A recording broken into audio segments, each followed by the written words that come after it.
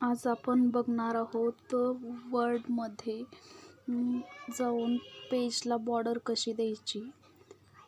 तर तुम्ही इथे येऊन डिझाईन टॅबवरती क्लिक करा. नंतर इथं पेज बॉर्डर हा ऑप्शन दिसत आहे.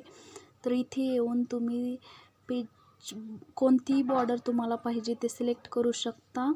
नंतर त्या बॉर्डरचा कलर सिलेक्ट करायचा. मग नंतर त्याची विड्थ सिलेक्ट केल्यानंतर तुम्ही इथे इझिली येऊन होल डॉक्युमेंटवरती क्लिक करायचं आणि ही अशा प्रकारची बॉर्डर तुम्हाला दिसत आहे. आणि नंतर इथे येऊन ओकेवर क्लिक केल्यानंतर हे पूर्ण पेजला तुमच्या बॉर्डर दिसते. इथे हे बघू शकता बॉर्डर. आणि नंतर तुम्ही याच्यामध्ये टेक्स्ट लिहू शकता, रेझ्युमे तयार करू शकता.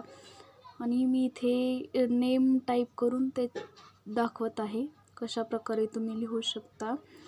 तर मी याला सिलेक्ट करत आहे आणि याला मी होम टॅबवर जाऊन सिलेक्ट करून याला सेंटरमध्ये अलाइन करते, म्हणजे तुम्हाला इथे इझिली दिसू शकेल. आणि याच्यामध्ये हेडिंग्स सब हेडिंग्स असतात, त्याला तुम्ही ॲप्लाय करू शकता. इथे येऊन मी हे अशा प्रकारे ॲप्लाय केलेलं आहे. तरी हे असं दिसतं. पेजची बॉर्डर पण छान दिसते.